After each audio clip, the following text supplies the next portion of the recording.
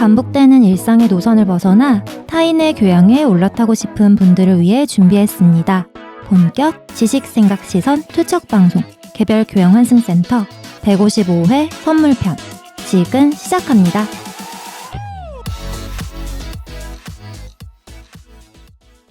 안녕하세요. 안녕하세요. 문화예술을 즐기는 따뜻한 인상주의자 김순트입니다. 정치사회와 문화 콘텐츠를 좋아하는 장빈동입니다. 질문을 건네고 음악으로 표현하는 공소울입니다. 비주류와 마녀 감성을 좋아하는 허유생입니다. 반갑습니다. 반갑습니다. 저희가 쉬는 동안 네. 후원과 댓글이 굉장히 많이 들어왔습니다. 정말 감사합니다. 네, 저번 에피소드에서는 저희가 쉬는 동안 뭐하고 살았는지 근황을 얘기하느라 네. 말씀을 못 드렸는데 일단 시즌3 종료를 축하한다는 의미에서 시즌3 종료 축하로 후원이 들어왔습니다. 오. 3원이 들어왔어요. 쓰리라서. 소중한 3원을 보내주셨습니다. 아, 감사합니다. 카카오뱅크 그 이자 아닙니다. 후원입니다. 그래서 너무나 감사드리고 네. 이거를 직접 이름을 바꿔서 그 하신 그 수고가 난 오히려 감사하더라고. 그래서 누군지 한번 보고 싶다라는 생각을 했습니다. 네. 그리고 시즌3 수고하셨습니다 라는 말과 함께 10만 원을 또 후원해 주셨습니다. 감사합니다. 같은 분은 아니고요. 왜냐면 그 텀이 되게 좀 떨어져 있어가지고 네네. 다른 분이신 것 같고 네. 저희 아마 고생했다는 의미로 10만 원을 보내주셨습니다. 감사합니다. 감사합니다. 네, 덕분에 저희가 회식도 하고 이렇게 녹음도 하고 있습니다. 네. 그리고 저희의 청취자분인 처절한 몽타주님께서 10,000원을 또 후원해 주셨습니다. 감사합니다. 저희가 쉬고 있는데도 불구하고 또 이렇게 보내주셨고 네. 포스카일릴님께서는 10,000원을 2번 후원해 주셨습니다. 오. 포스카일릴님은 그 아마 정기적으로 네. 아마 날짜를 지정해 두신 게 아닐까 생각이 드는데 네. 저희가 쉬는 동안 그래서 2회를 아이고, 보내주셨습니다. 감사합니다. 저희의 키다리 아저씨. 그리고 댓글도 가끔 남겨주시고 잘 네. 살고 있는지도 궁금해하시고 네. 그리워해 주셔가지고 네. 저희가 덕분에 이렇게 또 시작하게 됐고 음. 그 다음에 아마 유랑님 고별 방송 졸업 방송에 맞춰서 이걸 들으시고 후원을 해주신 것 같은데 되게 멘트를 아마 같은 분이신 것 같아요. 같은 분이 멘트를 바꿔가면서 보내주셨어요. 일단 유랑킴 응원 미래 눈부셔 2만 원을 보내주셨습니다. 이게 아마 텍스트를 바꿀 수 있는 게 최대 10글자까지 가능한가 봐요. 그래서 이렇게 보내주셨고 연속해서 개교한센 시즌4 고맙음 이렇게 10,000원을 네. 에블바디 정주행 역주행이라는 말과 함께 5,000원 그 다음에 쓴트님 결혼 축하 2,500원 그리고 이때가 또 추석 되어가지고 네. 풍성한 한가위 보내세요 1,250원 마지막으로 편집 감사 힘 빼도 돼요 625원 이렇게 나누기 2를 계속 하시면서 그러네요. 후원을 보내주셨어요. 아이고, 감사합니다. 감사합니다. 누구실까요? 너무나 궁금한데 네. 이렇게 10글자씩 계속 바꿔가시면서 저희 그 유랑님 졸업방송에 맞춰가지고 많이 후원을 해주셨습니다. 감사합니다. 감사합니다. 감사합니다. 이렇게 바꾸는 의도는 무엇일까요? 본인의 정체를 약간 숨기고 메시지를 남기고 메시지. 싶은 거니까요. 이걸 동시에 할 수는 없으니까 나는 오히려 우리 부담될까봐 이렇게 바꿔서 메시지로 보내주신 게 아닐까라는 생각도 들더라고요. 우리가 너무 감사하면은 또 부담을 느끼실 수도 있는 맞아요. 그럴 민노님만 수도 그런 있어요. 거 아니에요? 뭐 그렇지 않나? 나는 예를 들어서 누군가한테 후원을 해. 네. 근데 그 사람한테 진짜 마음만 딱 주고 싶은데 맞아요. 그 사람이 너무 고마워하면 부담스럽다. 맞아. 다음에 안 해야지. 그럴 수 그 있죠. 고마움을 또 즐겁게 받는 것도 와. 또 좋은 미덕입니다. 아니 즐겁게 받는데 그 얘기를 하는 게 아니잖아 지금. 어쨌든 간에 너무 감사한데 아마 네. 그런 생각도 하시는 분들 중에 이렇게 메시지로 보내주시는 분들도 계실 것 같더라고요. 그럴 수도 있어요. 어찌됐든 간에 너무나 감사하고 닉네임을 추가로 보내주셔도 저희는 똑같이 감사드리기 때문에 맞습니다. 마음 편하게 저희를 응원해 주시면 감사히 받겠습니다. 네. 유생님 뭐 감사의 미덕이라고 하니까 그럼요. 넙죽 받겠습니다. 네. 그럼 댓글도 한번 읽어볼까요? 저희가 쉬는 동안 댓글이 많이 달렸는데 사실 이거를 다 읽다가는 오늘 방송을 못할 것 같아가지고 네. 각자 쉬는 동안 휴식 기간 동안 조금 가장 본인에게 인상 깊었던 댓글을 하나씩 한번 읽어보죠. 순트님. 네. 인상 깊었던 댓글이 참 많았는데요. 음. 그 중에서도 코모스님께서 제가 의궤편이 지난 시즌에 가장 좋아하는 에피소드다라고 말씀을 드렸는데 네. 네. 마침 의궤편을 들어주신 것 같아요. 음. 그래서 꼼꼼하고 밀도 있게 설명해 주셔서 잘 들었다고 남겨주셔서 너무나 뿌듯했습니다. 그리고 공강 시간이라고 표현을 해주셨어요. 네. 그래서 대학생이신 것 같아서 오 되게 기분이 이상했어요. 오, 젊은 피. 그러니까요. 네. 한참 전이잖아요, 저희는. 그쵸. 그렇죠. 기억이 잘 안 납니다. 맞아요. 언제였더라? 그리고 대학생 때 이런 인문 교양에 대해서 관심이 있으신 분이라는 게 맞아요. 되게 대단해 보였어요. 한편으로는 좀 부럽다. 저는 그때 막 놀기만 해가지고 맞아. 맞아요. 만약에 내가 우리 방송 같은 그런 교양 쪽으로 네. 관심이 대학생 때 있었다면 더 훌륭한 사람이 지금 되어 있을 수 있지 않을까? 뭐 이런 어. 생각도 하는데 네. 코머스님께서는 아마 희망찬 미래를 보내지 않으실까. 맞습니다. 그러니까요. 부럽습니다. 이상입니다. 아까 끝났어요? 더 많은데 네. 이제 시간 관계상 네. 코머스님. 코머스님. 네. 뭐 소울님은 어떤 거 있었나요? 저는 이제 제 청문회 그 에피소드가 올라오고 나서 많은 분들이 축하를 해주셨더라고요. 맞아요. 그러니까요. 저 너무너무 감사합니다.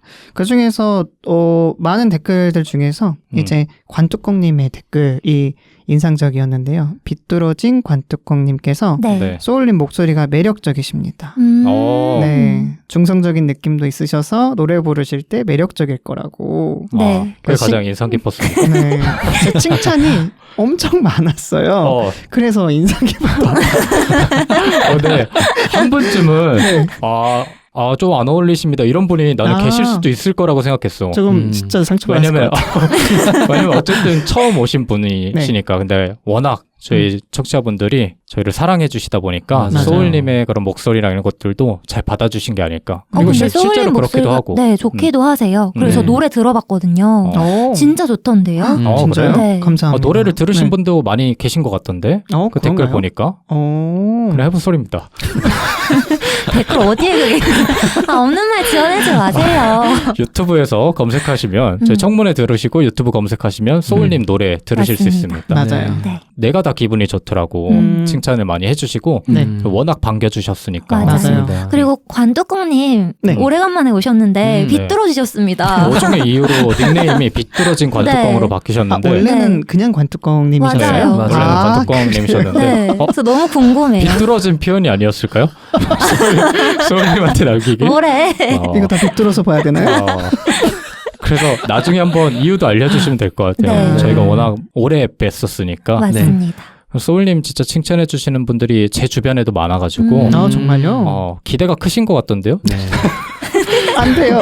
부담. 청취자분들도 아마 기대를 많이 해주시는 것 같고 맞습니다. 그거에 충분히 부응할 수 있는 네. 능력이 되시니까. 맞아요. 그리고 재지인들은 듣더니 네. 그 케미가 잘 맞는 것 같다고 해주셨어요. 다행이네요. 인상적이네요. 네.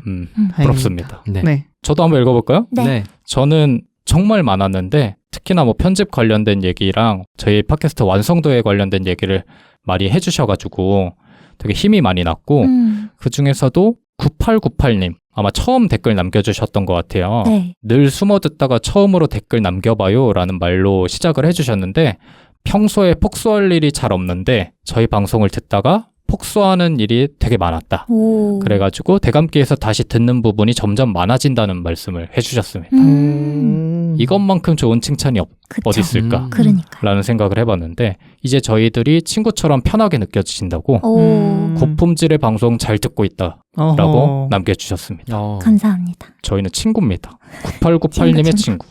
제가 다른 얘기이긴 한데 네. 그 흑백요리사라고 최근에 넷플릭스에서 나온 그 예능 있잖아요. 네. 그거 보면서 이제 심사위원분들이 요리사의 요리를 심사할 때 되게 막 사소한 거 하나하나 캐치하셔갖고 칭찬해 주실 때 요리사분들이 굉장히 기뻐하셨잖아요. 맞아. 그때 전 빈동님이 생각났어요. 빈동님이 편집할 때 이렇게까지 해야 하나 싶을 정도로 되게 사소한 디테일들이 있잖아요. 네. 그런 것들이 모여서 이렇게 청취자분들이 알아주시는 게 아닐까. 그래서 내가 기분이 좋았나 봐요. 그래서 기분이 좋았던 걸 수도 있어요. 요리사들이 기뻐했던 것처럼. 네. 왜냐면 나는 모를 거라고 생각했거든. 그 흑백 요리사에 보면 그런 장면이 나오잖아요. 아, 두 분 안 보셨습니까? 네. 아, 안 보셨어요? 그러니까 표정이 안 보나 얼굴이야. 딱 저런. 보니까. 네. 네, 소울님을 보면서 얘기해야겠다. 거기 보면 그 파인다이닝을 하는 네네. 어떤 요리사가 나와요. 근데 그 요리사가 백종원 씨한테 심사를 받는데 되게 불안해. 왜냐면 트리플 스타? 네, 네. 나는 되게 섬세하게 요리를 하는 사람인데 대중성이 조금 치우쳐 있는 백종원이라는 사람이 내 요리를, 내 정성을 모두 다 이해해 줄까? 약간 이런 식으로 하면서 아, 모르겠거니 하고 불안해 하는데 네. 백종원이 그걸 알아준단 말이야. 맞아요. 약간 그런 감정이 아니에요. 청취자분들이 백종원이다. 그렇죠. 9898님도 알아주셔서 너무나 감사했고 네. 재밌다라는 표현이 좀 많이 인상적으로 다가오더라고요. 기분이 좋죠. 되게 우리가 뭐 개그맨처럼 웃기진 않아도 네. 듣고 있으면 기분 좋게 만들어주는 그런 걸 표현해 주신 것 같아서 네. 행복했다. 감정이 되살아났다.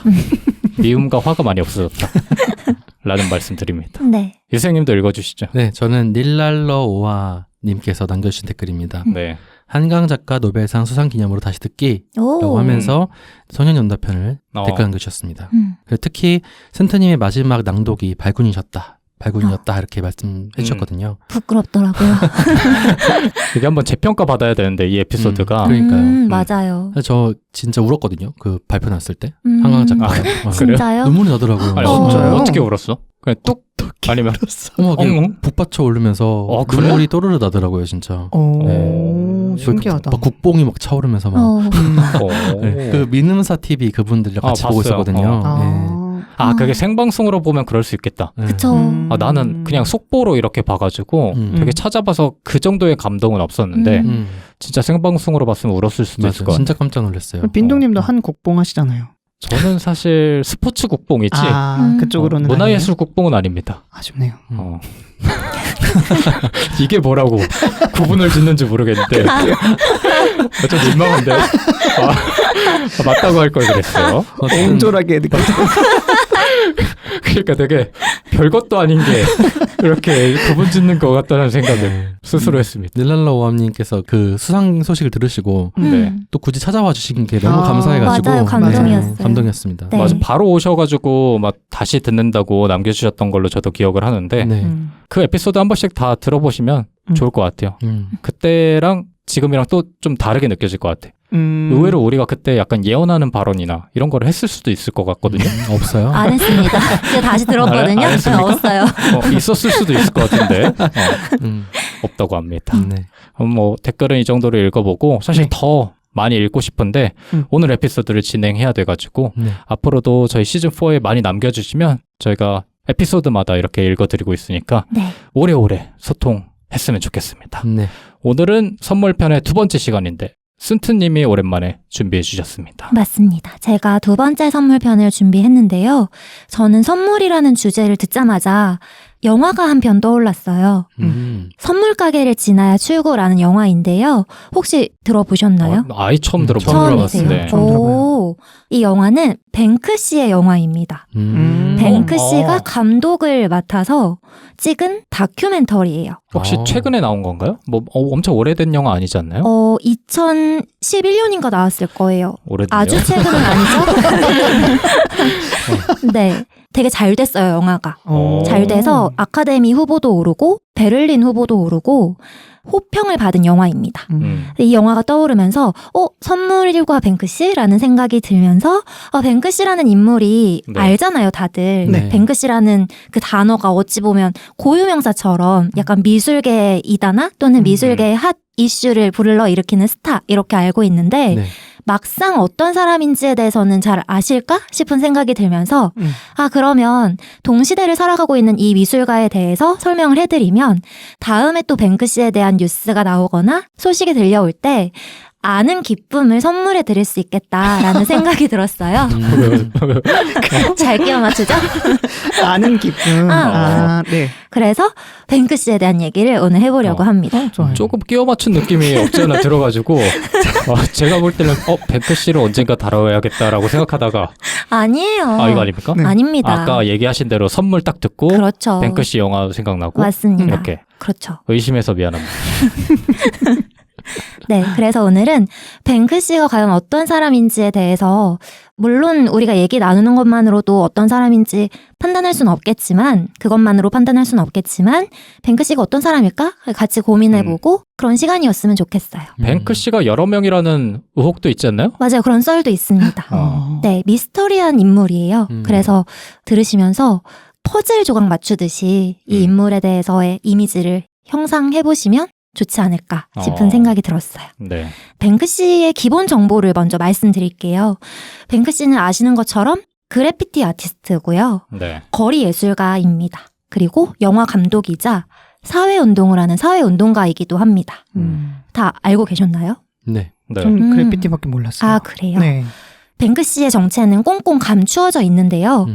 몇 가지 뱅크시의 자서전이나 드러나 있는 사실들을 종합해서 보면 1974년생이라고 알려져 있고요. 그러니까 지금 나이가 적지 않으세요. 그쵸? 50대이신 거죠? 네.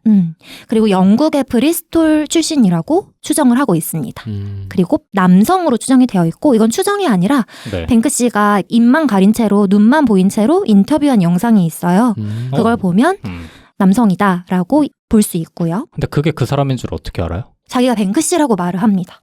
그리고 이 영화에서도 뱅크시가 뱅크시로 나와서 실루엣만 드러난 상태로 말을 해요. 인터뷰를 해요. 근데 그게 진짜 뱅크시냐 아니면 뱅크시가 아까 말한 대로 어떤 크루냐 네. 어떤 단체냐에 대해서는 정확하게 알려진 사실은 없습니다. 여자일 수도 있는 가능성은 있는 하지만 거예요. 그런 가능성은 많이 쳐주지 않고 있어요. 그래요? 네. 몇 가지 드러난 사실들이 있거든요. 예를 들면 영국에서 그래피티 활동을 하다가 학교를 때려치고 본격적인 예술 활동을 하기 시작했다. 주변인들의 말들, 뱅크시를 본 사람들의 말들 이런 것들이 있기 때문에 지금 말씀드린 영국 브리스톨 출신의 74년생 남성이다는 거의 이제 기정사실화처럼 얘기하고 있습니다. 하지만 모르는 거긴 하죠. 네. 뱅크시는 1990년대부터 활동을 한 예술가예요. 첫 활동은 그래피티로 시작을 했습니다. 그래피티라고 하면 공공장소나 이런 곳에 그림이나 글씨를 적어가지고 흔적을 남기는 행위예요. 네. 이 행위가 불법이고요. 그리고 처음엔 예술이 아니었습니다. 그냥 낙서였어요. 그렇죠. 네, 그래서 미국의 옛날에 갱스터들이 자기 조직의 이름이나 본인의 이름을 흔적 남겨서 여기는 우리 구역이야 라고 했던 게 미국에서 그래피티의 거의 시작이었고요. 그래요? 네네. 이게 예술화된 것은 우리가 예술로서 알고 있기 때문에 그렇게 생각을 한 거지 소수의 예술가들이 그래피티 아티스트를 꿈꾸면서 커 나가면서 우리가 그거를 마주하게 된 거고 보통은 낙서였습니다. 그냥. 지금도 그렇고요. 이 그래피티는 1980년대 뉴욕에서 활발했어요. 그래서 뉴욕의 사회 문제가 되기도 했습니다. 왜냐하면 벽에 그림을 그리거나 아니면 지하철에 그림을 그리는 것이 보통의 개념으로 봤을 때는 옳은 일이 아니잖아요. 네. 불법이기도 하고 그래서 사회 문제화가 됐었고 그래서 뉴욕에서는 이 그래피티를 소탕하는 그런 정책도 펼쳐지기도 했어요. 근데 또 연구 결과가 얼마나 정확하고 신뢰가 있는지는 몰라도 한 연구 결과에 따르면 이 그래피티를 지우니까 1990년대 후반에 뉴욕의 범죄율이 75%가 감소했다. 이런 연구 결과도 있었다고 해요. 지우니까? 네. 이 뱅크시는 그래피티를 시작으로 예술을 시작했는데요. 여러분은 이 그래피티가 예술로서 받아들여지시나요? 멋있던데? 멋있어요. 네. 너무 본 적이 있으세요? 본 적 많죠. 옛날에는 정말 어릴 때 신촌에 그런 게 많았어요. 그 신촌에 막 터널 같은데 네. 그래피티들이 많아가지고 그걸 되게 인상 깊게 봤던 어릴 적 기억이 있고 보통 그런 거 그리는 사람들 약간 스케이트보드 타고 다니고 맞아요. 그런 이미지가 있잖아요. 네. 어렸을 때는 한편으로는 좀 동경했던 것 같아. 아, 그래요? 그래요? 그런 형들. 되게 멋있다. 저 사람처럼 되고 싶다. 네. 근데 지금은 뭐 그 정도로 멋있어 보이진 않는데 그 정도의 생각? 사실 별 생각이 없습니다. 네. 미안합니다. 근데 우리나라에도 그게 많아요? 그래피티가? 저는 어릴 때는 저희 네. 어릴 때는 경찰이 그런 거를 문제시 삼거나 지우거나 이러진 않았던 것 같거든요. 난 되게 길거리에 그런 게 많았던 걸로 기억하는데. 그래요? 근데 다른 데를 우리나라는 살았나 나랑? 워낙 국도가 작고 CCTV가 워낙 이렇게 잘 설치되어 있고 지금은 그렇죠. 그 예전에도 그렇게 막 반사회적으로 반항적으로 낙서하고 튀고 이런 사람들이 그렇게 많진 않았던 것 같아요. 아니요, 연신내에 되게 많아요. 아, 그래요? 네, 제가 있었던 은평구는 조금 무서운 분들이 많으셔가지고 길거리가 그런 게 되게 많았고 대체 어떤 삶을 사신 거죠? 그 터널에 잘못 들어가면 네. 이제 주머니 털리고 나옵니다. 근데 그게 멋있어 보였어요? 그게 내가 안 당하면 멋있어 보이더라고. 그쵸. 내가 당하고 맞아요. 나니까 생각이 좀 달라졌는데 그러니까 포인트는 네. 우리 집 벽이라면에 대한 생각 없이 그냥 바라보면 아, 그쵸. 멋있어 보일 것 같아요. 그리고 좀 예술적으로 감각이 없는 사람들은 그런 거 안 해. 오히려 감각이 있는 사람들이 표출할 곳이 없으니까 벽에 이렇게 그린단 말이죠.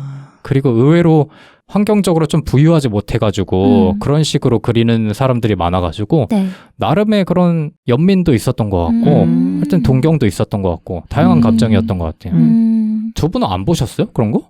뭐 상대적으로 좀 거의 못 본 것 같은데 우리나라에서는 어. 저 영국 가보니까 영국이 엄청 많더라고요. 그쵸. 네. 영국이 그런 데는 되게 훨씬 많아요. 많겠지. 음. 근데 뭐 조화롭고 예쁘게 그려놓으면 사실 뭐 괜찮잖아요. 주변 사물들과 조화롭고 뭔가 봤을 때 예쁘다 괜찮다라고 느끼면 상관없는데 너무 이상해요 저는. 너무 튀게 그려놓고 뭐 욕 같은 거 써놓고 그러면은 그리고 1년 전인가 2년 전인가 돌담 오, 길다가 맞아요. 낙서해가지고 네. 난리 났었잖아요. 네. 한번. 그러니까 우리나라에서는 아무래도 그런 문화가 익숙치 않다 보니까 안 좋게 보는 경향이 많은 것 같아요. 저도 우리나라에서 그래피티를 본 적이 사실 거의 없다시피 느껴져서 우리나라는 뭐 사실 누구 하트 누구 뭐 010 땡땡땡 전화줘 뭐 이런 거밖에 없잖아요. 맞아요. 그래서 저도 처음 그래피티를 경험했던 건 호주에 갔을 때 제가 멜버른에 있었는데 거기 미안하다 사랑한다 사랑한다. 거리가 있어요. 네. 네, 그 실제 드라마 촬영했던 장소가 있는데 거기가 그래피티로 쭉 이렇게 이어진 골목이라서 네. 사람들이 관광지로 되게 많이 찾고 저도 처음 거기 갔을 때 이제 왜 이렇게 낙서가 많지? 했는데 거기가 유명한 곳이더라고요. 네. 그때 처음 봤어요. 우리나라의 그 홍대 놀이터에 네. 그래피티 되게 도배되어 있었거든요. 맞아. 지금도 네. 그런지는 모르겠는데 그렇기도 하고 다른 나라는 우리나라보다 확실히 더 많은 나라가 많은 것 같아요. 근데 대부분의 나라에서는 불법이고 하는 행위가 범죄이기 때문에 네. 그걸 그럼 국가 차원에서 지우나요? 아니면 그 주인이 그냥 지우는 건가? 때에 따라 다르겠죠? 주인이 지우기도 하고 국가에서 지우기도 하고 근데 유생님이 생각하신 대로 느끼신 대로 이 그래피티가 예술로 느껴지지 않는 이유는 그래피티의 본질은 그냥 낙서예요. 예술이 아니었어요. 처음에부터 지금까지도. 그리고 그래피티 아티스트라고 하는 분들은 그 그래피티를 하는 사람들 중에서 이걸 예술화해서 하시는 활동이 그 그래피티 아티스트들의 활동이고 그래피티 자체는 낙서이고 그냥 일탈 행위, 범죄 행위로 바라볼 수도 있습니다. 그래서 그래피티를 하는 사람들 사이에서는 허가된 벽에 하는 그래피티를 인정해주지 않는 경우도 되게 많고요. 그리고 그래피티의 핵심 요소 중에 하나가 바밍이라고 해서 그리고 튀어야 됩니다. 들키면 안 돼? 네. 그리고 튀어야 되는 게 그래피티의 본질 요소 중에 하나입니다. 네.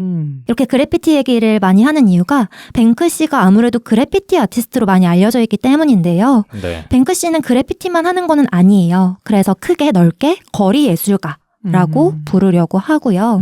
뱅크시의 예술적인 면모 그리고 그가 가지고 있는 생각들에 대해서 이제 본격적으로 이야기를 나눠보도록 하겠습니다. 네. 오늘은 뱅크시의 5가지 면모에 대해서 살펴보려고 하는데요. 첫 번째 면모는 바로 영화감독 뱅크시입니다. 네. 뱅크시는 현대미술을 정면으로 비꼬는 영화를 아까 말씀드린 것처럼 2011년에 선물 가게를 지나야 출구라는 제목으로 만듭니다. 제목의 의미 눈치채셨나요? 선물 가게를 지내야 출구. 네. 뭔 소리야? 그 선물 가게라는 것이 기프트샵이잖아요. 그 뭐지 미술관 이런데 맞습니다. 그 기념품 사야 나갈 수 있다고 맞습니다. 여러분 미술관 가보신 적 있으시잖아요. 네. 그러면 꼭 마지막에 반드시 기념품 가게가 있습니다. 맞아요. 그래서 그 기념품 가게를 지나야지만 출구로 나갈 수가 있어요. 돈에 의해 굴러가는 이 예술판을 비판하고 있는 영화입니다. 네. 그래서 제가 예전에 현대미술에 대해서 설명해 드릴 때 여러분들이 현대미술 나도 하는 거 아니냐 그리고 마케팅으로 만들 수 있는 거 아니냐라고 했을 때 제가 아니에요 여러분 그래도 가치관이 있어야 되고 작가에게 서사가 있어야 되고 이렇게 말씀드렸잖아요. 네. 그런데 뱅크시는 이 영화에서 그런 저의 생각을 처참히 망가뜨려 버립니다.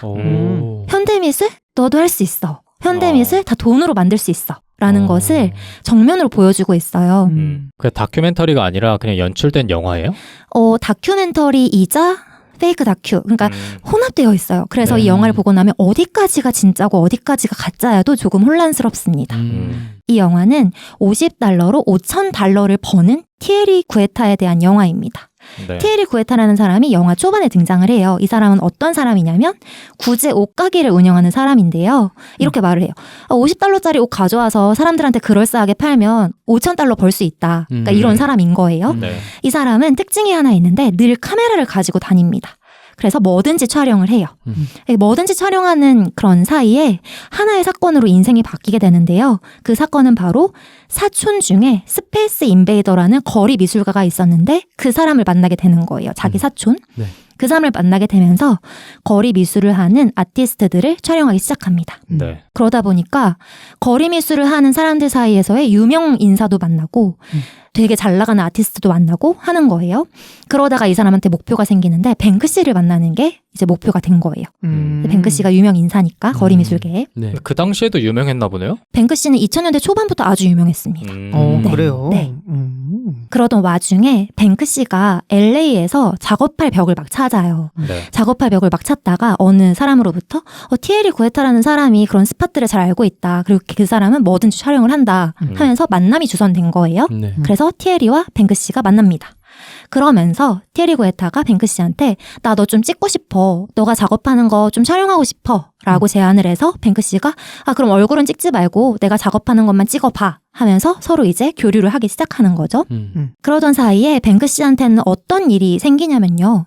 뱅크시가 전시회를 여는데 전시회에서 작품들이 막 팔리기 시작하는 거예요.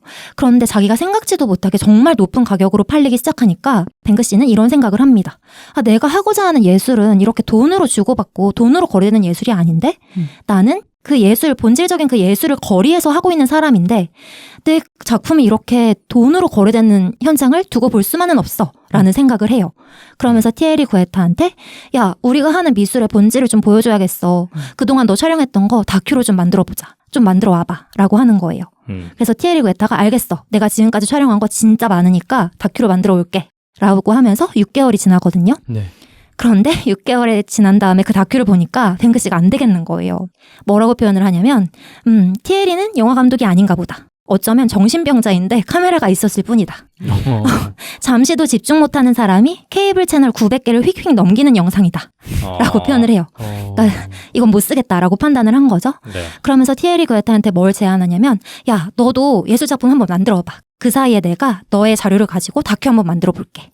라고 하면서 역할이 바뀝니다. 네. 여기서 이제 영화 속에서 역할이 전환되는 게 느껴져요. 그러니까 티에리는 이렇게 생각해요. 나한테 예술작품 한번 만들어 보라고? 진짜 해봐야겠다라는 생각을 해요. 그러니까 자기가 다큐를 못 만들어서 뱅크시가 그런 제안을 했다는 생각을 안 하고 나한테도 뭐가 있나 보다 라고 생각을 하면서 그래? 그럼 나 진짜 해보지 뭐 하면서 이제 시작을 하는 거예요. 아니 그러면 순진하시네요. 역할이 전환된다라는 게 네. 그 순간부터는 뭐 연출적으로 좀 안정이 된다라는 뜻이에요? 무슨 아니에요. 말이에요? 그러니까 처음에는 티에리가 찍는 사람, 뱅크시가 만드는 사람이었다면 네. 이제 뱅크시가 다큐 만드는 사람이 되고 티에리가 예술가로서 영화의 이제 서사가 바뀌는 거죠. 근데 이게 다큐이자 페이크 다큐라며요. 네. 그러니까 그 전환되기 직전에는 티에리가 찍은 영상처럼 이렇게 나와요? 아닙니다. 아니야? 네. 그건 아니야? 네. 그 아니에요. 3자 입장에서 지금 찍고 있는 거죠? 맞습니다. 네. 아. 그리고 티에리 구에타는 그럴싸한 활동명도 만드는데요. 그건 네. 바로 미스터 브레인워시입니다. 이 브레인워시라는 게 세뇌라는 네. 말이잖아요. 네네. 자기를 이제 브레인워시로 명명을 하고 그때부터 뭘 하냐면요. 그동안 자기가 봐왔던 거리 미술가를 모방하고요. 네. 그 작품을 이제 크게 만들어서 전시회를 준비하게 됩니다. 이렇게 말을 해요. 데미안 허스트가 직접 종이 쪼가리 붙이냐? 직접 안 하잖아. 나도 그렇게 할 거야. 그리고 예술가들 미술책 보고 영감 받잖아. 나도 미술책 보고 영감 받아서 그대로 작품 만드는 거야. 이렇게 말을 해요. 되게 뻔뻔하게. 그리고 스스로도 이렇게 말해요. 미술? 일종의 사기지. 다들 그렇게 하잖아. 나도 한번 해보는 거지. 네. 라고 하는데요. 그러면서 이제 자신만의 전시회까지 준비하게 되는데 전시회 준비하면서 돈이 많이 드니까 막 빚도 냅니다. 빚도 내고 자기가 예술을 못하는 사람이니까 사람들을 고용해서 작품을 만들고 막 이런 과정을 거쳐요. 그러면서 전시가 열리는데 이게 실제 전시 열렸던 거거든요. 활용 점정으로 티에리 구에타가 뱅크시한테 뭘 부탁하냐면 추천사를 부탁합니다. 네. 그래서 뱅크시가 이 사람을 추천하는 글귀를 써서 보내줘요. 그러니까 이 사람은 그걸 가지고 홍보 포스터를 만든 거죠. 그런데 이 전시가 그야말로 대박이 납니다. 이야. 이거는 실화죠? 실화입니다. 티에리는 모방작들 그리고 그냥 어디서 듣도 보도 못한 작품들을 만들기 시작하는데 그게 이제 팔려나간 돈이 13억 6천만 원이었어요. 개법다. 네. 전시를 끝내고 나서 어마어마한 돈을 벌어들이게 되는 거죠. 이야.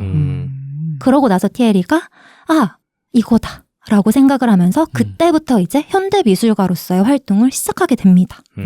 그리고 뱅크시는 영화의 마지막에 이르러서 뭐라고 말하냐면요. 아무한테나 예술 해보라고 하지 말아야겠다. 라고 하면서 이제 영화가 끝이 나는 모습을 보여요. 네. 그러니까 이 일련의 소동을 통해서 현대미술이 누구나 할 수 있는 거 아니야? 라는 생각, 그래, 할 수 있어. 라는 걸 보여주고 마케팅으로 만들 수 있는 거 아니야? 그래, 마케팅으로 만들 수 있어. 라는 거를 정면으로 보여주고 있는 거예요. 이 영화 보면서 되게 많은 생각이 들었거든요. 줄거리 들으시면서 여러분은 구분할 수 있다고 생각하세요? 이 티에리가 하는 예술활동과 뱅크시가 하는 예술활동. 구분할 수 있을까요? 없을 것 같은데. 그러니까 티에리 구에타가 하는 예술도 진짜 예술이었다라고 말할 수 있을까요? 그렇다기보다는 네. 뱅크시가 하는 것만이 진짜 예술일까에 대한 생각이 조금 더 드는 것 같아요. 그러니까 티에리가 하는 건 뭔지는 난 모르겠고 네. 만약에 뱅크시가 티에리를 가지고 쟨 예술을 하는 게 아니야 라고 말할 수 있을까? 라는 생각이 더 우선적으로 드는 것 같은데. 근데 뱅크시가 예술하는 게 아니라고 말한 게 아니잖아요. 방금 그렇게 얘기했다는 거 아니야? 아무한테나 예술을 하라고 말하면 안 되겠다라고만 얘기했지. 저건 예술이 아니야라고 말한 건 아니잖아요. 그쵸. 그러니까 예술이라는 게 돈으로 만들어질 수 있다는 거를 꼬집는 거 아니에요? 맞습니다. 그러니까 돈으로 만들어진 예술이 어찌 보면 이 미스터 브레너시의 예술인 거잖아요. 네. 그걸 예술이라고 할 수 있을 것 같으세요? 왜 안 되지? 그러니까 큰 차이를 난 못 느끼겠는데? 그러니까 돈으로부터 시작돼서 문제라는 건가요? 아니면 돈 때문에 이렇게 만들어졌기 때문에 문제라는 건가? 돈을 위해서 만들어진 거죠. 돈을 위해서? 네. 그러니까 티에리 구에타가 진짜 나의 예술혼을 불태우겠어가 아니라 나도 이걸로 돈 벌 수 있을까? 그러니까 그 얘기가 아까 얘기했던 거랑 비슷한 건데 만약에 그게 예술이 아니라고 하면 지금까지 예술을 한 모든 사람들이 돈과 별개로 예술을 했기 때문에 그런 주장을 하는 거잖아요. 근데 그 목적을 위해서 수단이 너무 천박하게 쓰였잖아요. 다른 거 막 모방하고 천박하지. 다른 작가 거 막 갖다 쓰고 모방하고 네. 유명한 작가 그냥 한 줄 넣고 해가지고 돈만을 위해서 그러니까 목적을 위해서 모든 수단이 정당화될 수 있는 것인가? 이런 의문이 좀 들 것 같은데요. 그러니까 그런 의문을 가지려면 지금 그렇게 주장하는 사람이 생각하는 모든 예술가가 다 예술을 위해서 예술을 하는 사람이어야지 주장할 수 있는 논리잖아요, 그거는. 아니죠. 그건 예술적인 가치관을 갖고도 네. 예술 활동을 해서 이제 돈을 버는 거는 이제 이 정상적인 흐름이잖아요. 그러니까 예술로 돈을 버는 거는 당연한 거예요. 왜냐면 예술가들도 직업인이니까 네. 당연한 건데 티에리 구에타는 예술적인 그런 가치관이 없이 그냥 돈만을 위해서 유명 인사의 그런 한마디를 갖다 붙여서 작품을 판 거잖아요. 근데 그게 예술로 인정받아서 엄청나게 많은 작품들이 팔려 나갔단 말이죠. 근데 그거를 우리 입장에서는 예술로 받아들일 수 있을 것인가? 그러니까 지금 자기만의 오리지널리티가 없는 게 문제가 되는 거 아닌가요? 맞습니다. 돈을 추구하는 게 자기만의 오리지널리티 아니야? 그러니까 그런 거 뭐 돈 추구하는 거 그렇다 치는데 네. 여러 가지 자본을 이용해 가지고 자기가 있지도 않은 능력을 다른 사람들한테 착취해 가지고 만든 거랑 마찬가지인 거잖아요. 모방하고 뭐 다른 거 그냥 갖다 끼워 넣고 이런 식으로 해 가지고 그거는 사실 저작권적인 측면에서 도둑질이랑 비슷한 개념 아닌가요? 근데 만약에 그 사람이 이것도 예술적 행위라고 주장한다면 거기에는 어떻게 반박할 수 있는데요? 그 정도의 어떤 사회적 합의가 좀 필요하지 않을까요? 그거는 자기가 주장하는 억지냐 합리적인 선에서 이해할 수 있느냐 이거에 생각을 좀 해봐야 되지 않을까요? 근데 궁금한 건 네. 티에리 씨가 그린 그림들이 알고 보니까 엄청 잘 그리신 거는 아닌가요? 그렇진 않아요. 그렇진 않아요? 또 막상 티에리 구에타가 그린 그림은 많이 없어요. 직접 만든 그림은 없고 네. 그냥 영화 보면은 그러니까 영화에서 어디까지가 연출된 건지 모르겠지만 네. 막 책 넘기다가 이거 괜찮은데? 이거를 뭐 유명 인사로 바꿔야겠어. 이 명화를 유명 인사로 바꿔서 한번 해봐야겠어. 그러면 그리는 사람 일로 와. 그리는 사람 또 만드는 사람 일로 와. 해서 돈 줄게. 한번 만들어 봐. 해서 작품이 탄생. 이런 메커니즘으로 작품을 만들거든요. 약간 빈둥님이 예술가라는 직업 혹은 예술이라는 활동을 어떻게 정의하시느냐에 따라 좀 받아들이시는 게 다를 것 같은데 제 기준에선 예술이라는 게 뭔가 예술가의 시야를 통해서 재해석되는 것들을 예술로 보거든요. 네. 네. 거기에서 질문을 던지거나 혹은 서사를 쌓아서 이야기를 해주거나 뭐 이런 것들이 저는 예술가의 활동이라고 보는 사람으로선 이 전시회는 예술로 보이진 않는 것 같아요. 네. 만약에 그 뭐 뱅크시나 거리에서 활동하시는 예술가들을 보고 내가 이분들의 뭔가 돈만 쫓는 이 자본주의적인 예술을 비판하고 싶어서 내가 한번 해보겠다. 뭐 이런 이미지로 만약에 이야기를 전달했으면 좀 예술로서 느껴질 수 있을 것 같은데 네. 어떻게 보면은 그냥 돈으로 많이 이렇게 귀결된 활동들은 예술로서 저는 보이진 않는 것 같아요. 그런데 빈둥님의 말이 틀린 게 아니고 유생님의 말이 틀린 게 아닌 것이 현대 사회의 그 현대 미술에서의 시장은 시장의 수요, 그러니까 사려는 사람과 팔려는 사람의 합의에 의해서 굴러가는 경우가 되게 많거든요. 네. 네, 흔히 예술의 가치가 뭘 통해 결정될까라고 생각을 했을 때 그 시장 수요를 빼놓을 수가 없거든요. 그렇죠.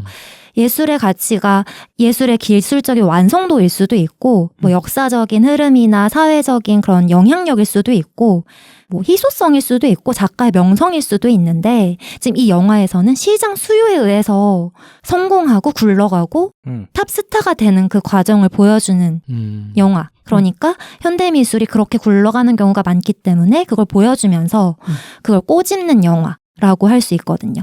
근데 빈둥님 말씀하신 것처럼 그 자연스러운 거 아닌가? 요즘처럼 그러니까 어떻게 보면 그게 하나의 저는 예술적인 평가라고도 생각을 하는데 그거를 뭐 돈이 조금 개입했다고 해서 예술로 인정하지 않는 사람들이 예술을 오히려 좁게 보는 거 아닌가라는 생각이 들었던 거죠. 그렇죠. 그런 의견이 있죠. 근데 여기서의 문제는 돈이 조금 개입한 게 아니라 돈이 다였다는 거죠. 네. 이 얘기 들으니까 트루만 쇼라는 다큐가 생각나는데요. 네. 네. 우리나라의 어떤 감독님, 영화 감독님 한 분이 음식점을 낸 거예요. 네. 음식점을 직접 차려요. 그래가지고 실제로 장사를 하거든요. 근데 그러다가 중간에 그 맛집 소개해주는 방송 있잖아요. 네. 그 사람들이 다 붙어요. 그래가지고 내가 뭐 몇 천만 원, 뭐 얼마 주면은 내가 이 가게를 띄워주겠다. 이렇게 하는 거죠. 그래서 그 과정을 차근차근 다 보여주게 되거든요. 그러면 그 맛집이 아무리 맛있다 한들, 사람들이 많이 와서 먹는다 한들, 어쨌든 간에 돈으로 인해 가지고 메뉴가 개발되고 사람들에게 그렇게 소개되면서 생긴 그 맛집에 놀아나는 사람들은 기만을 당했다고 느끼지 않을까요? 그러니까 그게 과연 정상적인 것인가? 뭐 그거를 이제 뭐 범죄도 아니다라고 말하기까지는 어렵지만 세상에서 정당한 노력을 들여가지고 시간도 노력을 들여서 뭔가 창작물을 이제 발표하는 사람들에 대해서 다른 사람들한테 어떤 박탈감을 느끼게 하는 행동이 아닌가? 이게 정상적인가? 이런 생각을 해볼 수 있을 것 같지 않나? 그러니까 이게 우리가 흔히 생각하는 지금까지 생각해온 예술의 범위에는 확실히 그 사람은 그 해당하지 않겠죠. 근데 계속 제 머릿속에 드는 거는 그 경계를 어떻게 정의할 수 있는지가 고민인 거예요. 네. 여기에 돈이 좀 너무 많이 들어가서 문제라고 사람들이 많이 얘기했지만 그러면 돈이 그것보다 조금 적게 들어가면 예술이라고 인정할 거야? 너가 생각하는 것보다 조금이라도 더 많으면 그건 예술이 아닌가? 그러니까 이런 생각이 계속 드니까 그 사람들이 진짜 정의하고 싶은 그 기준이 뭐지? 라는 의문이 계속 드는 거죠. 돈을 얼마나 많이 들이냐라는 상한선은 제시할 수 없겠지만 최소한의 오리지널리티의 하한선은 좀 더 되지 않을까요? 그러니까 그게 뭔데요? 그러니까 그게 사람들 어쨌든 예술이라는 게 뭔가 정량화되고 수차된 건 아니지만 네. 적어도 사람들이 받아들이기에 이 사람에게 오리지널리티가 있어라고 할 수 있는 느낌 정도는 줘야 되지 않나 이런 거예요. 그거를 그 돈 주고 산 사람들은 그런 오리지널리티를 봐서 산 거 아니에요? 만약에 근데 그 사람들이 이 다큐를 보고 네. 그거에 대한 후회를 할 수밖에 없지 않을까요? 그걸 내가 모르는 거죠. 내가 기만당했다라는 느낌으로. 뱅크씨는 이 화두를 던지고 싶었던 것 같아요. 그래서 모르고 그 티에리 구에타의 진짜의 모습, 그러니까 진실을 모르고 미술 작품을 돈으로만 사가는 사람들을 바보들이라고 표현하긴 합니다. 왜냐하면 예술의 본질에 대해서 생각해보지 않고 그냥 돈이 될 것 같은 그림, 뱅크씨가 추천을 했으니까 대단한 사람이겠지? 돈이 되겠지? 라고 해서 사가는 사람들이 분명 많았다는 거예요. 그럼 만약에 그게 실화라고 했잖아요. 이 다큐가 공개되고 나서 그 작품들의 가격이 어떻게 됐어요? 그것은 모르겠지만 미스터 브레인워시는 활동은 계속 하는 걸로 알고 있습니다. 아, 그래요? 네. 그러니까 만약에 그렇게 공개됐는데도 가격이 달라지지 않았거나 저는 오히려 많아졌을 것 같은데 그쵸. 맞아요. 그런데 빈두님처럼 생각하는 사람들이 많은 것이 그것 자체도 예술이다 라고 생각하는 사람들도 많아요. 그러니까 이거를 돈으로 만들어내고 돈으로 찍어내고 이걸 사람들이 사고 이 모습 자체도 예술이다. 이거야말로 진정한 현대미술이 아닌가 라고 말하는 사람들도 많습니다. 그러니까 한쪽에서는 그래도 예술의 기술적 완성도라든지 희소성이라든지 오리지널리티 이런 게 있어야 예술이 아닌가라고 생각을 하시는 거고, 한쪽에서는 이제는 시장 수요가 조금 더 그걸 예술을 결정하는 게 아닌가. 시장 수요가 곧 사람들이 원하는 거 아니야? 사람들이 원하는 것은 대중의 반응이잖아. 그럼 그게 뭐 오리지널리티가 없다고 해도 그 자체로 예술이 될 수 있는 거지 라는 의견을 내고 있는 거죠. 그런데 뱅크시는 제가 느끼기에는 이 영화에서 화두를 던지면서 비판을 하고 있는 것 같아요. 그런 모습들을. 그냥 작가의 이름만으로 또는 어느 작가의 추천만으로 사람들이 예술작품을 사고 심지어 높은 가격에 사고 하는 모습들을 비판하고 있는 것처럼 느껴졌습니다. 그래서 영화감독 뱅크시는 제가 느끼기에는 이 예술판을 너무 소중히 여기고 있는 것 같았어요. 그래서 예술의 가치를 결정하는 것에 대한 고민, 그리고 내가 예술 활동을 하는 것에 대한 이 고귀성을 좀 존중받고 싶어 한다. 그걸 이렇게 비꼬면서 보여주는 게 아닌가라는 생각이 들었습니다.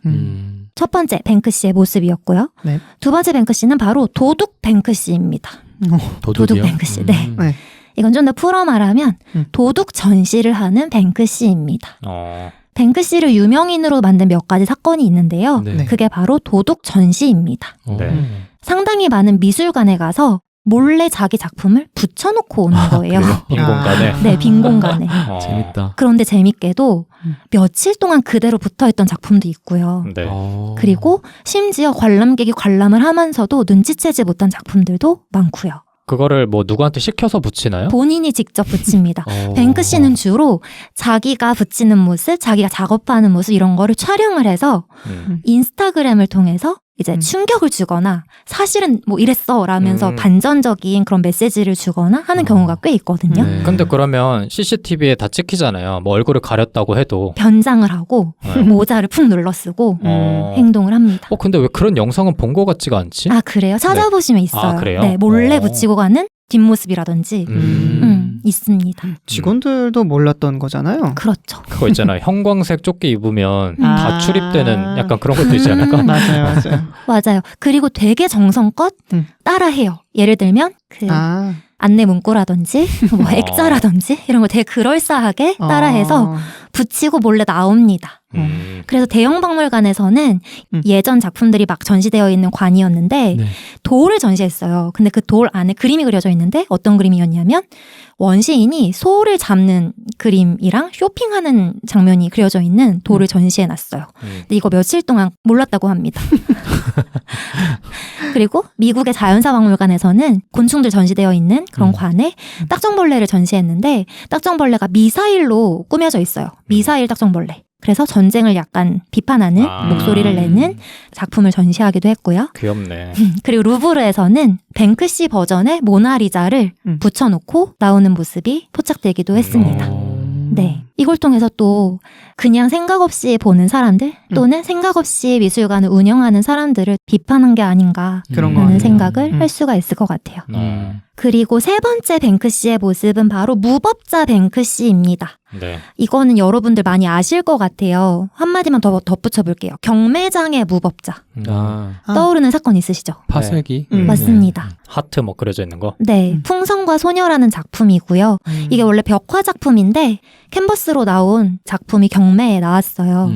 근데 간단히 설명을 드리자면 2018년에 소더비 경매장으로서는 가장 권위 있는 네. 경매장에서 이게 출품이 된 거죠.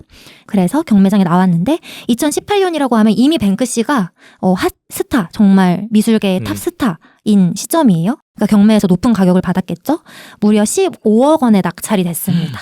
그런데 그 낙찰시키는 사람이 봉을 두드리는 순간 액자에 미리 설치해둔 분쇄 장치가 작동되면서 그림이 갈갈이 찢겨 나오는 음. 장면이 영상으로 중계가 됩니다. 네. 그런데 웃긴 것이 15억 원에 낙찰이 됐잖아요. 그리고 찢겼잖아요. 근데 그 낙찰 받은 사람이 가져갔다고 해요. 그로부터 3년 후에 다시 경매에 나오는데요. 얼마가 됐을 것 같으세요? 2배? 몇 배로 뛰었겠죠? 그치. 한 60억 됐으려나? 60억? 음. 다른 분들은요? 저 한 2배 정도? 2배, 30억? 저 2배? 2배 정도? 300억에 낙찰이 됩니다. 아, 진짜요? 네. 300억 원에 낙찰이 돼요. 이 프로젝트를 진행하면서 뱅크시가 어떤 말을 남기냐면 파괴의 욕구는 곧 창조의 욕구이다 라는 피카소의 말을 이제 인스타그램에 남기기도 하는데요. 저는 이런 생각이 들었어요. 소더비에서 이 사실을 몰랐을까요? 왜? 근데 알았다고 생각하는 이유는 뭐예요? 왜냐하면 소더비는 정말 권위가 있는 경매장이거든요. 네. 그런데 이 분쇄장치라는 게 작품에 설치된 어쨌든 그 기계장치잖아요. 그거를 검사를 안 했을까? 그렇죠. 싶은 생각이 들고요. 네. 그리고 상당히 절묘하게 네. 분쇄가 멈춥니다. 그치요. 네. 맞아. 그래서 캔버스에는 되게 예쁜 풍선, 하트 풍선인가요? 그것만 남고 나머지가 갈리는데 네. 그 자체로 보기 싫지가 않아요. 근데 말을 그렇게 하지 않았었나? 원래 다 분쇄가 되어야 되는데 좀 기계상의 오류로 맞아요. 거기까지 남겨졌다고? 네. 그렇게 말은 했거든요, 뱅크시가. 그래서 약간 좀 이상하다? 그 말 때문에 이상한 게 그러니까, 아니라 전체적으로? 네네, 전체적으로 과연 이걸 몰랐을까? 라는 생각이 들었어요. 그럴 수도 있겠는데요? 그쵸.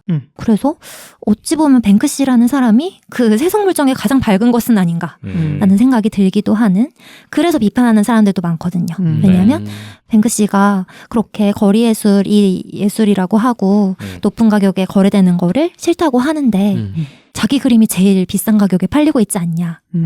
그 뱅크시는 돈을 받아서 뭐 합니까?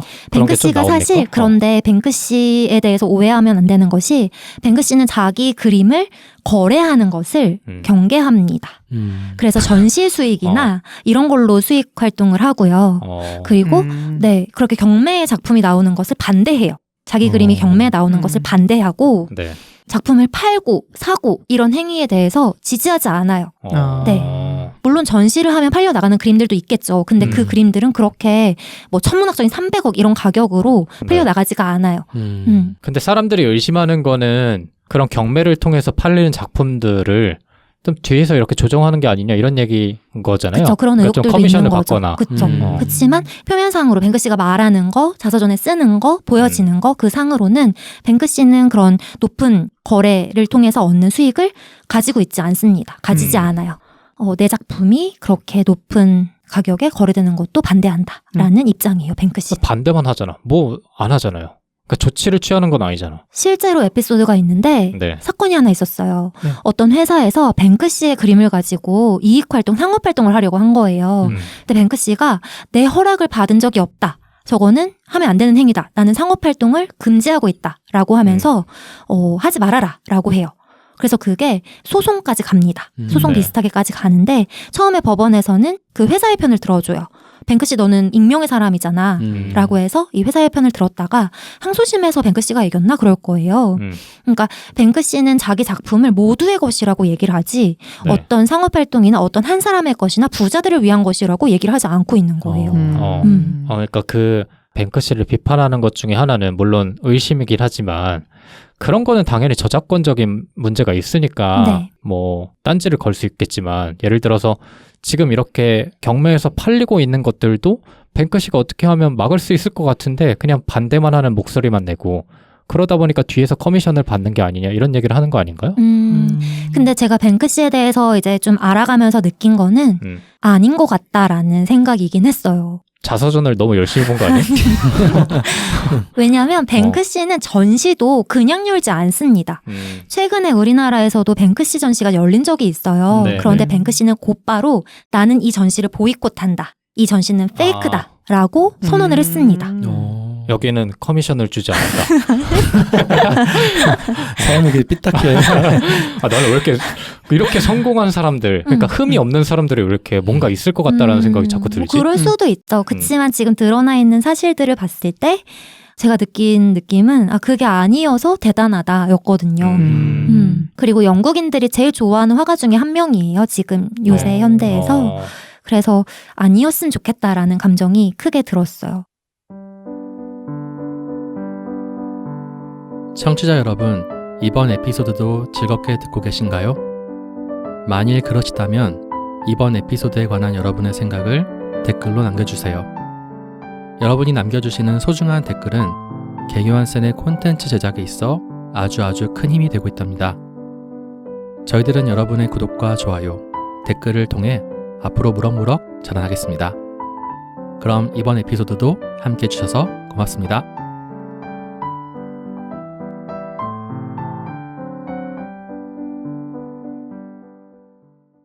그럼 혹시 좋은 일 같은 것도 해요? 그럼요. 그건 이제 천천히 소개해드릴 텐데요. 뱅크씨의 네 번째 모습은 바로 경영자 뱅크씨입니다. 네. 뱅크씨는 놀이동산을 경영한 적이 있고요. 네. 호텔을 경영한 적이 있습니다. 그리고 가짜이긴 하지만 상점을 경영한 적도 있어요. 네. 하나씩 설명해 드려 볼게요.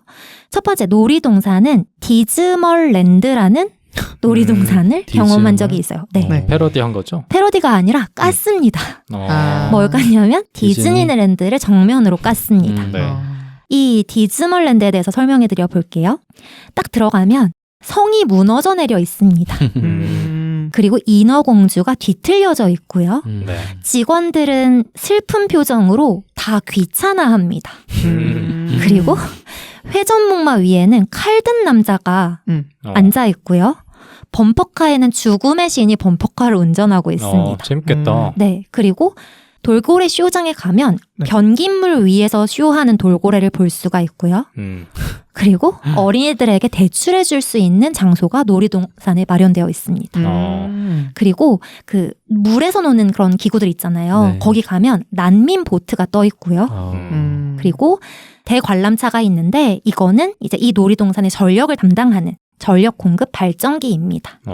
이런 놀이동산을 만들면서 디즈멀랜드라는 그 랜드의 뜻을 의물한 놀이동산으로 말을 하는데요. 뱅크씨가 이렇게 말을 해놨어요. 동화는 끝났다. 세계는 기후 재앙을 향해 넋을 놓고 걸어 들어가고 있고 현실 도피밖에 답이 없다. 전 세계는 불의에 처해 있다. 라고 이야기를 했고 그리고 테마파크가 더 큰 테마를 가져야 한다는 것이 이 놀이동산의 테마이다. 라고 네. 이야기를 했어요. 이 공간은 5주 동안밖에 운영이 안 됐어요. 2015년에 영국에서 5주 동안밖에 운영이 안 됐는데 워낙 관람하려는 사람들이 많아서 이제 4,000명으로 제한을 뒀는데도 이제 사람이 터져 나갔다고 합니다. 그리고 이후에는 노숙자 쉼터로 활용이 되고 있고 수익은 난민 피난처에 기부가 됐다고 해요.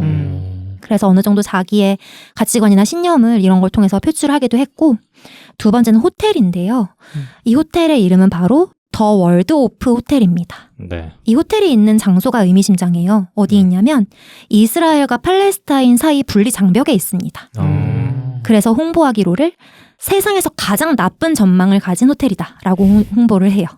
실제로 그 호텔에 들어가면 장벽이 눈앞에 보입니다. 그래서 팔레스타인과 이스라엘 사이의 이 분쟁에 대해서 비판하는 목소리, 전쟁을 통해서 일반 사람들이 희생당하는 걸 비판하는 목소리를 내고 있어요. 그리고 세 번째는 상점인데요. 뱅크씨가 GDP라는 상점을 운영하기도 했어요. 근데 이 상점을 왜 운영했냐면 자신의 상표권을 지키기 위한 상점이었어요. 네. 아까 빈도님이 잠깐 말씀하셨는데 그냥 이 뱅크씨 그림을 가져다가 사용해도 사실 익명의 사람이기 때문에 어떻게 대처할 수가 없잖아요.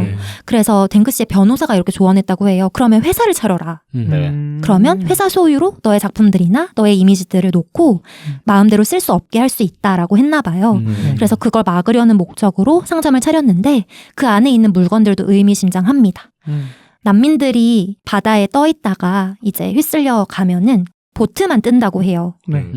보트랑 구명조끼. 그래서 그런 걸로 만든 물건들 이런 것들이 있고 그런 식으로 자기 가치관을 또 이런 상점이나 호텔 그리고 놀이동산에 부여하기도 했습니다. 그리고 마지막 모습은 사회운동가 뱅크씨인데요. 네. 여기선 이제 좀 뱅크씨 작품에 대해서 설명을 해드려 볼게요. 뱅크씨 작품 중에 유명한 작품 중에 하나는 꽃을 던지는 사람이에요. 네. 본 적 있으세요? 네네. 그 시위하는 사람이 이렇게 던지려는 제스처를 취하고 있는데 손에 든 게 화염병이 아니라 꽃입니다. 아, 네. 봤어요. 그래서 네. 이걸 통해서 평화의 메시지 이런 거 네. 던지려고 하는 그런 작품을 만들기도 했고 그리고 눈을 먹는 아이라는 작품도 유명해요. 술 먹는 아이. 그래피티인데 포트 텔벗이라는 곳에 그렸어요. 네. 영국의 포트 텔벗인데 여기가 철강 공장이 매일 있어서 먼지가 막 뿜어 나온다고 해요. 그래서 공해가 심한 곳인데 어떤 작품이냐면 벽에 아이가 입을 벌리고 먹고 있어요. 애들 많이 내리는 그러잖아요. 네. 네. 내리는 눈. 근데 이 벽을 90도 정도 돌아가면 눈이 사실은 재였어요. 네. 뭔가가 타는 장면이 그려져 있고 그게 이제 흩날려서 아이한테 눈처럼 다가가는 그림으로 그려져 있습니다. 이런 작품도 그리고요. 그리고 코로나 시기에는 게임 체인저라는 작품을 그렸는데요. 이 작품은 어린 아이가 바구니에 전통 히어로들 인형은 다 팽겨쳐 간호사 인형 가지고 노는 그림이 그려져 있어요. 네. 네. 그래서 코로나 시기에 그런 의료계에서 헌신하는 분들에 대한 찬사를 보냈다라는 평가를 받는 작품입니다. 이런 작품들을 가지고 아까 빈둥님이 좋은 일 하냐라고 물었잖아요. 네. 기부를 하는데요. 보건복지단체, 장애인 재활 관련 자선단체, 무기 거래 반대 인권단체, 난민 피난처 설계처, 시각장애인 지원단체 이런 곳에 정말 많이 기부를 합니다. 네. 좋은 분이네. 오해하셨네요. 의심해서 죄송합니다. 근데 어마어마하게 버는 수익이 어마어마한가 보네요. 그러니까 그거를 모르지. 그러니까 몇 퍼센트를 기부하는 건지는 모르죠. 수익가 뭐가 중요해요. 아, 미안합니다. 이게 사실 뱅크씨가 익명의 사람이고 크루일 수도 있다고 했잖아요. 나는 1%도 기부 안 하면서 이런 걸 묻고 있네. 너무하네 아, 진짜. 그러지 부끄럽네. 않아요. 그러니까 뱅크씨가 말하는 게 계속 이렇게 말해요.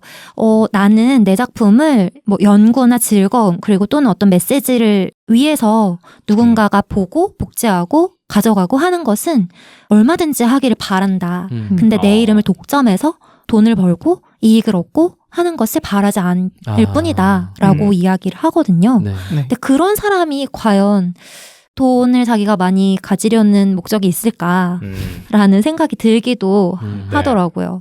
네. 공감합니다. 근데 실제로 뱅크씨가 이제 그림을 그리잖아요. 그림을 그리면은 집주인들이 좋아합니다. 맞아요. 네. 봤어요. 집값 올라가지고. 맞아요. 집값이 오르기 때문이고요. 네. 그러니까 되게 애매한 거예요. 그래피티 예술이 원래는 불법이고 하면 안 되는 거라고 정해놓은 거잖아요. 네. 그런데 뱅크씨의 그림은 환영을 받는단 말이죠. 네. 그러니까 그게 되게 아이러니하다라는 생각이 들었는데 여러분은 어떻게 생각하세요? 이게 불법적인 작품인 거잖아요. 어쨌든 그래피티라는 게. 네. 근데 그게 뱅크씨의 목소리로 사회적인 메시지를 던지고 있잖아요. 그럼 보존할 만한 가치가 있는 것인지 네. 아니면 강하게 제재를 하고 규제를 해야 되는 것인지 제가 보기에는 영국 당국에서는 뱅크씨의 존재를 이미 알고 있지 않을까, 애진작에 알고 있지 않을까라는 생각도 했거든요. 네. 네. 네. 어떻게 생각하시나요? 제재를 하고 규제를 한다라는 거는 그런 벽화를 막 다 바로 지워. 그렇죠. 그리고 못하게끔 막 CCTV 더 추가하고 막 이런 그쵸. 식으로. 잡으려면 솔직히 잡을 수 있을 것 같아요. 그러니까요. 네. 그래서 계속 얘기가 나오는 거예요. 뭔가가 있지 않냐. 뭐 구속을 할 수도 없는 거고 그냥 이게 뭐 엄청나게 나쁜 범죄는 아니잖아요. 사실상. 벌금형 네, 정도겠죠. 경범죄 정도인 거잖아요. 그리고 그림이 기본적으로 그림이 예쁘기 때문에 저는 환영받는다고 생각하거든요. 네. 그래? 그림이 딱 보면 예뻐요? 딱 보면 멋집니다. 멋지고 조화롭잖아요. 그리고 이상하진 의미도 않아요. 담아놨고 예. 네. 그래피티처럼 막 휘황찬란하게 이상한 뭐 알아볼 수도 없는 글자 같은 그런 게 아니라 네. 진짜 그 장소에 어울리는 그림을 예쁘게 그려놓잖아요. 저는 그 맞아요. 우크라이나 전쟁할 때 전쟁으로 폐허가 된 건물들을 그려놓은 걸 봤는데 맞습니다. 너무 멋있게 그려놓고 딱 봤을 때 뭔가 이렇게 인사이트를 팍 주는 그림이더라고요 보니까 그런 의미에서 제재한 것도 이상하지 않나라는 생각도 들기도 하는데요. 저는 되게 뭐랄까 이거조차도 뱅크시가 뭔가 대단하게 느껴지는 것 중에 하나인 것 같아요. 뱅크시라는 인물은 뭔가 그 사이 경계에서 자꾸만 질문을 던지는 것 같아요. 사람들이 양갈래로 나눠서 논쟁할 수 있게끔에 대한 걸 계속 던져주는 것 같은데 이렇게 그래피티를 한다는 것 자체도 뭔가 그런 의도가 있는 듯한 느낌이에요. 그래서 저도 생각했을 때 불법적인 거는 절대 안 된다는 스탠스이긴 하지만 그럼에도 불구하고 법이라는 건 사실상 사람들의 약속의 하나인 거잖아요. 근데 그 모든 사람들이 그 약속에 동의하면서도 그 그림도 괜찮다고 동의한다면 그 정도면 예술로서 이해받을 수 있지 않을까? 근데 또 누군가는 법은 무조건 지켜져야 한다고만 생각하면 또 안 되지 않을까? 그래서 계속 이런 거로 논쟁하는 게 뱅크시의 의도일 수도 있지 않을까 하는 생각도 드네요. 네. 근데 뱅크 씨가 네. 저는 이런 게 좀 오히려 두렵게 느껴지는데 네. 되게 영웅적으로 칭송받는 사람들이 나는 그런 분위기가 되게 무섭더라고요. 그러니까 그 사람이 언제 변절할지가 모르니까 사실 사회적으로 시스템이 존재하는 거고 좀 막기 위한 수단들이 존재하는 건데 사실 뱅크 씨가 만약에 지금 하는 거를 넘어서 되게 많이 그려. 네. 막 전국에 다 그려, 영국에. 그러면 어떻게 할 거지? 라는 생각도 들고 만에 하나 뱅크 씨를 따라하는 사람들이 되게 넘쳐나서 온 사방에 그래피티들이 넘쳐나는데 이것도 그냥 예술로 남겨서 그냥 둘 건가? 만약에 그 사람들한테 어떻게 다른 잣대를 두는 거지? 계속 이 생각이 드는 거예요. 그래서 시스템이 우선적으로 되어야 되지 않느냐라는 생각이 저한테는 먼저 조금 더 공감이 되는데 네. 잘 모르겠네요. 이게 당장 뭐 내가 영국에서 직접 본 게 아니니까 어느 정도로 되는지도 잘 모르겠고. 근데 저는 아까부터 뱅크 씨라는 인물이 계속 의심스러웠던 거는 네. 그냥 그 익명 뒤에 숨는 느낌이 너무 많이 들어서인 것 같아요. 그리고 도덕적으로 계속 선한 말을 하니까 자꾸 의심을 하게 되는? 만약에 그게 실제가 있는 인물이었다면 분명히 그 인물에 흠이 있을 거고 네. 그렇기 때문에 저 사람이 하는 메시지가 오히려 더 선해 보일 것 같은데 너무 그냥 옳은 소리만 계속 반복을 하다 보니까 저같이 좀 삐뚤어지게 바라보는 사람들도 많이 드러나는 게 아닌가? 라는 생각도 들어서 물론 이유야 있겠지만 네. 그렇게 뒤에서 하는 이유야 있겠지만 마냥 이렇게 칭송하는 게 맞는 분위기일까라는 그런 작은 고민. 그렇죠. 저는 반대로 그 사람이 실체가 명확하고 누구나 그 사람의 정보에 접근할 수 있는 사람이라면은 네. 더 메신저를 공격하려고 들지 않을까요? 아마 그래서 익명으로 했겠지만. 그러니까 익명으로 하는 게 더 효율적이기도 하고 자기가 주장하고자 하는 것을 더 사람들에게 많이 영향을 끼칠 수 있기도 하고 한 거라고 저는 네. 영리한 선택이라서 한 게 좀 들긴 하네요. 저는 오히려 뭐랄까? 왜 그렇게 걱정하는지는 잘 모르겠어요. 그러니까 물론 그 사람이 갑자기 변절을 해서 사람들에게 너무 큰 영향을 준다면 그건 경계해야 할 대상이겠지만 네.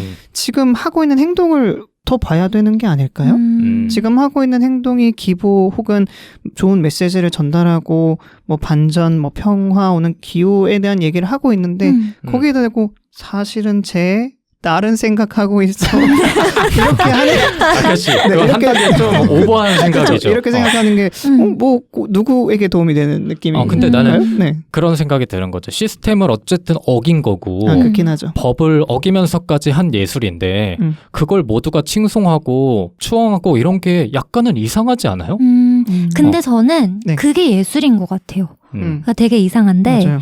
틀 안에서만 존재하는 게 예술은 아니라고 저는 생각을 하거든요. 네. 사람들의 가치관을 변화시키고 틀을 바꾸고 더 나은 세상으로 만들어 나가는 게 어떻게 보면 예술의 한 특성이라고 생각하는데 그리고 그게 예술의 본질일 수 있다라고 생각을 하는데 그걸 뱅크 씨가 너무 잘 실천하고 있는 것 같아서 불법은 맞아요. 근데 그게 불법이기 때문에 오히려 뱅크 씨가 더 자신의 예술적 가치관을 잘 실현하고 있는 게 아닌가라는 생각이 들고 그것에 비판하는 목소리 또한 뱅크 씨가 반길 것 같다. 맞아요. 그것을 나를 의심하는 반겨? 시선 또한 반길 것 같다. 라는 생각이 들었어요. 근데 저는 뱅크 씨가 진심이구나라는 생각을 한 게 뱅크 씨가 처음 그 팔레스타인 장벽에 간 게 2005년이에요. 네. 2005년에 가서 그 장벽에다가 낙원이 그려져 있는 그런 모습들을 이미지를 그리고 왔단 말이에요. 근데 호텔을 세운 게 2017년인가 그럴 거예요. 그 긴 시간 동안 계속해서 관심을 가지고 기부를 하고 그 그림을 통해서 목소리를 내고 하는 게 좋아 보이더라고요. 대단한 것 네, 같아요. 그리고 자신의 예술적 가치관, 예술적 신념을 좋은 곳에 활용하고 있구나라는 생각이 들기도 했어요. 네. 그래서 그냥 예술계의 스타가 아니라 정말 생각이 있는 예술가구나, 정말 예술가구나라는 생각을 하게 됐거든요. 저는 뱅크 씨가 대단하다 느껴지는 거는 순수 예술로 미적인 아름다움을 추구하는 분들도 있잖아요. 네. 그게 아니라 자기의 예술 세계를 통해 가지고 사람들에게 메시지를 전달하고 인류가 전체적으로 어떤 방향으로 나아가야 할 것인지에 대해서 방향을 제시하고 이런 거는 쉽게 할 수 있는 일이 아니라 생각이 들어요.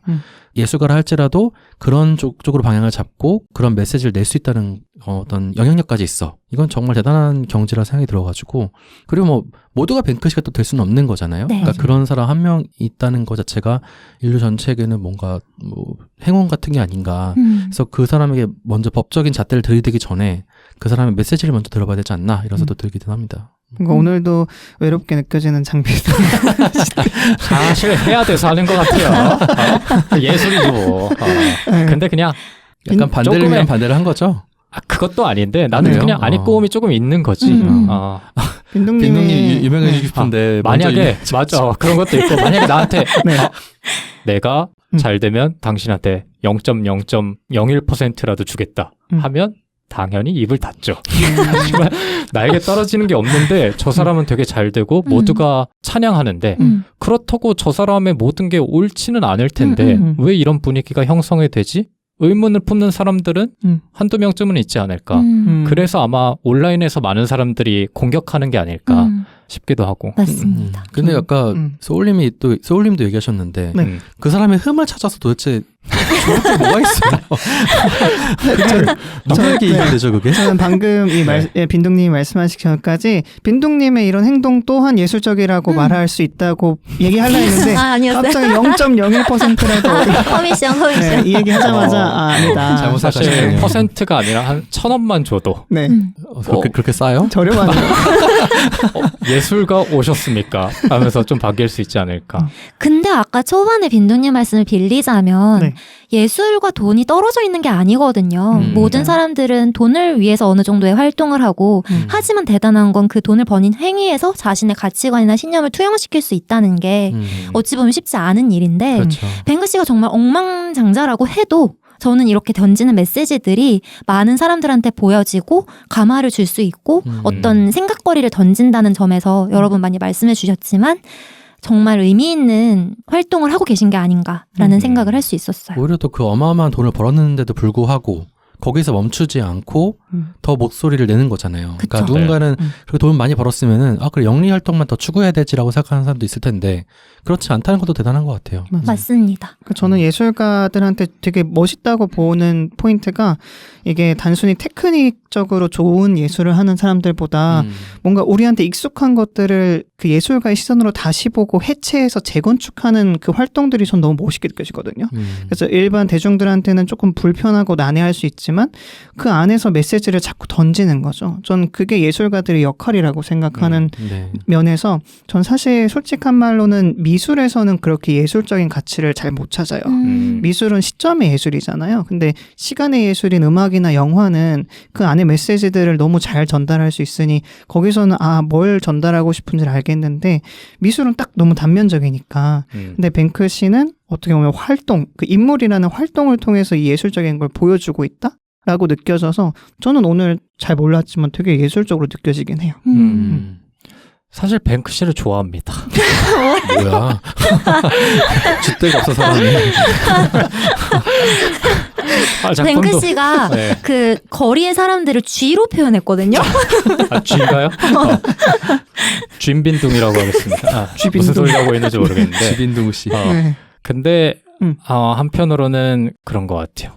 뱅크 씨가 조금 더 앞으로 활동을 많이 할 수 있으려면 건강한 비판을 하는 사람들도 많아져야 된다고 생각을 하거든요. 그리고 그 사람의 행동이 문제 됐을 때는 문제가 됐다고 얘기할 수 있어야 되고. 맞아요. 근데 지금의 상황에서 뱅크 씨의 메시지의 힘이 너무나 증가하게 되면 뱅크 씨가 혹시나 잘못된 메시지를 던졌을 때는 누가 그걸 견제할 수 있지? 라는 생각이 먼저 드는 것 같아요. 물론 그가 하는 행동은 되게 칭송받아 마땅하고 하지만 그럼에도 불구하고 그가 어떤 행동을 할 때마다 모두가 맞다고 하는 분위기 자체는 조금 위험하지 않을까라는 생각도 드는데 요새 그런 뱅크 씨뿐만 아니라 되게 이렇게 칭송받는 영웅들한테 조금이라도 비판을 던지면 너가 몰라서 하는 소리고 그 사람은 그렇지 않아. 지금까지 살아온 길이 절대 그렇지 않았어 라는 말로 좀 비판을 무시하는 경향이 있는 분위기도 없지 않아 있는 것 같아서 그런 것들도 조금은 경계해야 되지 않을까. 물론 뱅크 씨는 좋은 사람이겠지만 아닐 수도 있잖아. 맞아요. 라는 생각이 들어서 뱅크 씨도 그런 생각을 한 것 같아요. 네. 그래서 뱅크 씨가 이렇게 말을 하거든요. 내 그림은 거리의 사람들 것이다 네. 라고 얘기를 해요. 그러니까 자기를 칭송하거나 어느 정도 뭔가 영웅화하거나 하는 것을 바랄까라는 생각이 또 들기도 해요. 그래서 스스로도 경계를 빈둥님 말처럼 했으면 좋겠고 경계하는 목소리도 있어야 될 거고. 그렇죠. 그런 분위기가 형성이 됐을 때 지금보다 오히려 더 뛰어난 메시지를 뱅크 씨가 던질 수 있지 않을까. 건강한 메시지를 던질 수 있지 않을까라는 생각도 해봅니다. 네. 미안합니다.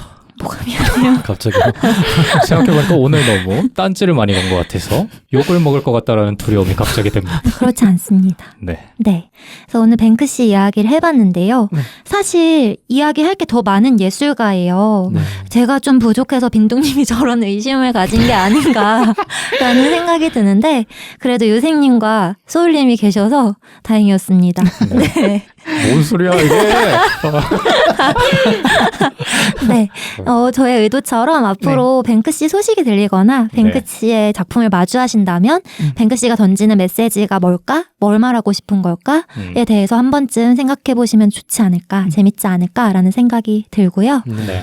어떻게 들었는지 간단히 얘기하면서 마무리하겠습니다. 저는 뱅크 씨를 좋아하는 사람이었습니다. 네. 이상입니다. 소울님. 저 너무 뭐랄까 저는 그 그림으로 혹은 뉴스로만 알고 있던 인물에 대해서 되게 자세하게 알 수 있어 너무 즐거웠던 것 같고 그 선물의 의도가 저한테는 너무 잘 먹힌 것 같은데요. 어디 가서 이제 좀 아는 척할 수 있을 것 같아요. 네, 다행입니다. 그러게요. 그래서 선물편에 아주 어울리는 예술가라고 생각이 들고요. 많은 분들께서 즐겁게 들으셨을 것 같습니다. 영화를 봐야겠네요. 그러게요. 영화가 정말 재밌습니다. 네. 웃긴 네. 부분도 있고 그렇습니다. 평점 5점 주겠습니다. 꾸준히 비판해 주세요. 욕먹게. 필요해요. 욕바지, 욕바지. 이미 먹었어. 내가 볼 때 이미 먹었어. 그러면 저희는 선물편 두 번째 시간은 여기서 마치도록 하고 네. 다음 주에 또 다른 선물 에피소드로 돌아오도록 하겠습니다. 고생 많으셨습니다. 감사합니다. 감사합니다. 감사합니다.